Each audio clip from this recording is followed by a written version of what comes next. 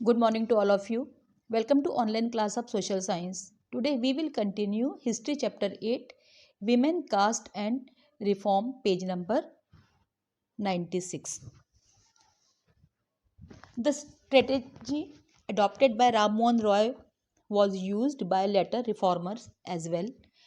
Whenever they wished to challenge a practice that seemed harmful, they tried to find a verse or sentence in the ancient sacred text that supported their point of view. They then suggested that the practice as it existed at present was against early tradition. Students, कल के video में हमने 200 years पहले India में औरतों की condition के बारे में समझा था. आज हम आगे पढ़ेंगे. राममोहन रॉय की इस स्ट्रेटेजी को दूसरे रिफॉर्मर्स ने भी अपनाया. जब कभी वे किसी गलत प्रथा को चैलेंज देना चाहते थे तो वे प्राचीन धार्मिक ग्रंथों में ऐसे श्लोक या सेंटेंस ढूंढने की कोशिश करते थे जो उनके व्यू को सपोर्ट करता हो. उसके बाद वे सजेस्ट करते थे कि कोई गलत प्रथा या रीति रिवाज प्राचीन परंपरा के अगेंस्ट है. Now come to the page number 97. For instance, one of the most famous reformer, Ishwar Chandra Vidyasagar, used the ancient text to suggest that widows could remarry. His suggestion was adopted by British officials, and a law was passed in 1856 permitting widow remarriage. Those who were against the remarriage of widows opposed Vidyasagar and even boycotted him. उदाहरण के लिए famous reformer Ishwar Chandra Vidyasagar ने भी प्राचीन ग्रंथों का reference देकर कहा कि विधवाएं भी पुनर्विवाह कर सकती हैं. उनके सजेशंस को ब्रिटिश ऑफिशियल्स द्वारा मान लिया गया और 1856 में एक कानून बनाया गया जिसके अनुसार विधवाएं रीमैरिज यानी पुनर्विवाह कर सकती थी. जो लोग विधवा विवाह के विरोध में थे उन्होंने विद्यासागर का विरोध किया और उनका बहिष्कार कर दिया. By the second half of the 19th century, the movement in favor of widow remarriage spread to other parts of the country. In the Telugu-speaking areas of the Madras Presidency, Veerashilingam Pantulu formed an association for widow remarriage. Around the same time, young intellectuals and reformers in Bombay pledged themselves to working for the same cause. In the north, Swami Dayanand Saraswati, who founded the reform association called Arya Samaj, also supported widow remarriage. 19th century के second half तक यह movement देश के दूसरे भागों में भी फैल गया. मद्रास प्रेसिडेंसी के तेलुगु स्पीकिंग एरियाज में वीरेशलिंगम पुंतुलु ने विडो रीमैरिज के फेवर में एक एसोसिएशन बनाया. इसी समय बम्बई के यंग इंटेलेक्चुअल्स और रिफॉर्मर्स ने भी विधवा विवाह का प्रचार प्रसार किया. नॉर्थ में स्वामी दयानंद ने आर्य समाज की स्थापना की और विधवा विवाह का समर्थन किया. Yet the number of widows who actually remarried remained low.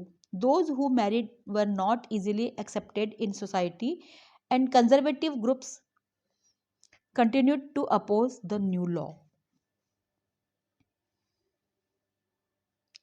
लेकिन इसके बावजूद रीमैरिज करने वाली विधवाओं की संख्या काफ़ी कम थी. जिन्होंने विवाह किया था उन्हें समाज में आसानी से स्वीकार नहीं किया गया. कंजर्वेटिव ग्रुप्स इस नए लॉ को अपोज करते रहे. Now come to the page number 98.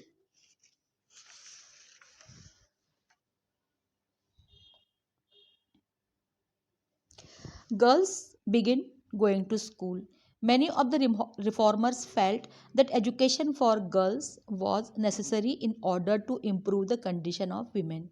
Vidyasagar in Calcutta and many other reformers in Bombay set up schools for girls.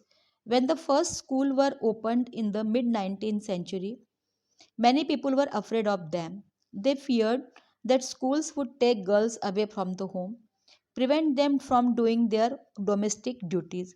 Moreover, girls had to travel through public places in order to reach school.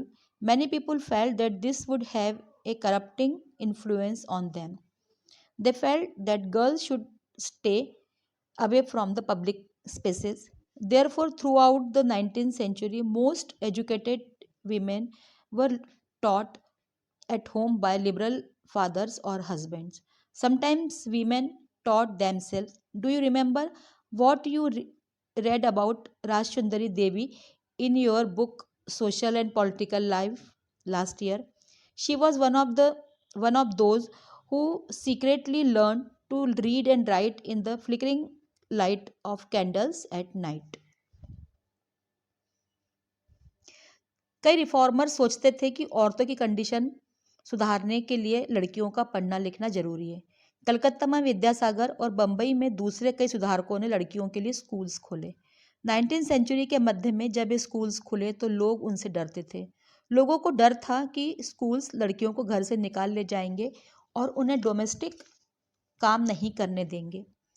School जाने के लिए लड़कियों को public places से होकर गुजरना पड़ता था। कई लोगों को लगता था कि इससे लड़कियां बिगड़ जाएंगी और उन्हें यह भी डर लगता था कि लड़कियों को पब्लिक प्लेसेस से दूर रहना चाहिए। इस कारण 19th सेंचुरी में एजुकेशन प्राप्त करने वाली औरतों को उनके लिबरल फादर्स या हस्बैंड्स द्वारा ही पढ़ाया जाता था। कई औरतों ने बिना किसी की हेल्प के स्वयं पढ़ना लिखना सीखा। क्लास 7th में हमने राजचंद्री देवी के बारे में पढ़ा था। वह ऐसी औरतों में से थी जिन्होंने रात में चोरी छिपे पढ़ना लिखा सीखा।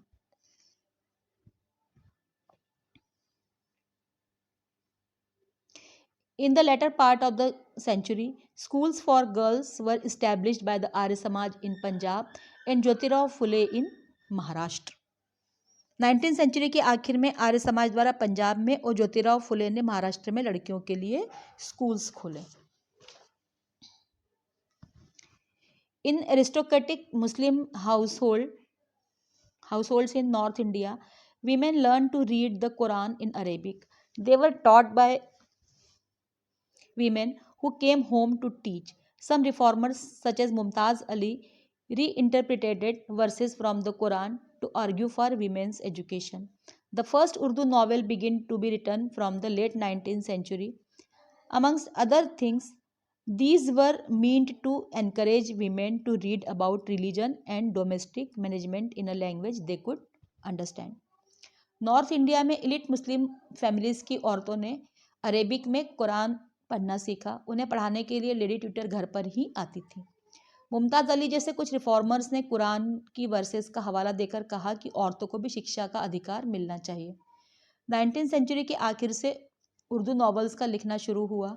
इन नॉवेल्स में औरतों को इस बात के लिए इनकरेज किया जाता था कि वे रिलीजन और डोमेस्टिक मैनेजमेंट के बारे में पढ़ें और कुछ सीखें। Women write about women. From the early 20th century, Muslim women like the Begums of Bhopal played a notable role in promoting education among women.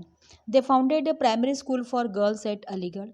Another remarkable woman, Begum Ruqayya Sakhawat Hussain, started schools for Muslim girls in Patna and Calcutta. Now come to the page number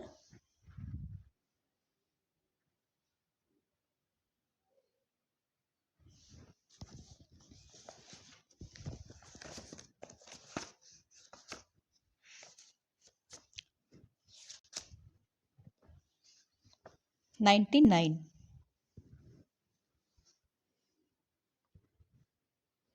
She was a fearless critic of conservative ideas, arguing that religious leaders of every faith accorded an inferior place to women. 20th century की शुरुआत से भोपाल की बेगमों जैसी मुस्लिम महिलाओं ने women education को promote करने के में इम्पॉर्टेंट रोल प्ले किया। उन्होंने अलीगढ़ में लड़कियों के लिए प्राइमरी स्कूल्स की स्थापना की। दूसरी प्रभावशाली महिला बेगम रुकैया सखावत हुसैन ने मुस्लिम गर्ल्स के लिए कलकत्ता और पटना में स्कूल स्टार्ट किए। वह कंजर्वेटिव आइडियाज़ की निर्भीक आलोचक थी। उनका मानना था कि प्रत्येक रिलीजन के रिलीजियस लीडर्स ने महिलाओं को हमेशा इंफीरियर माना है। By the 1880s, Indian women began to enter universities. Some of them trained to be doctors, some became teachers.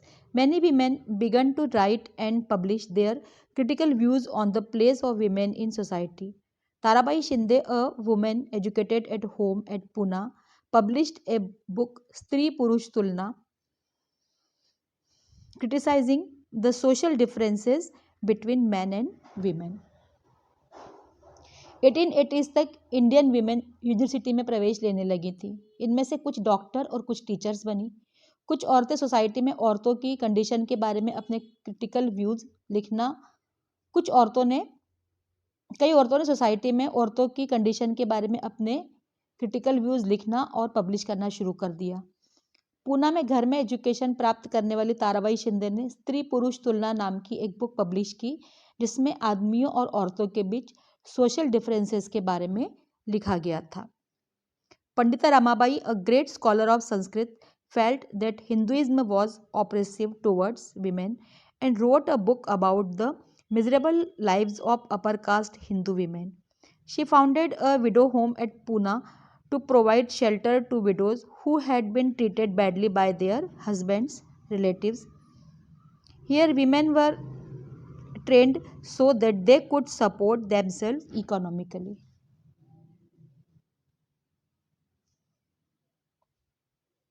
Sanskrit की महान स्कॉलर पंडिता रमाबाई फील करती थी कि हिंदू धर्म औरतों का दमन करता है। उन्होंने अपर कास्ट में औरतों की दयनीय दशा के बारे में एक बुक लिखी। उन्होंने पूना में विडो शेल्टर होम की स्थापना की, जहां ससुराल वालों से इल ट्रीटेड विडोज को शेल्टर दी जाती थी। यहाँ औरतों को कुछ वस्तुएं बनाने की ट्रेनिंग भी दी जाती थी, जिससे विडोज अपना स्वयं का खर्चा उठा पाती थी।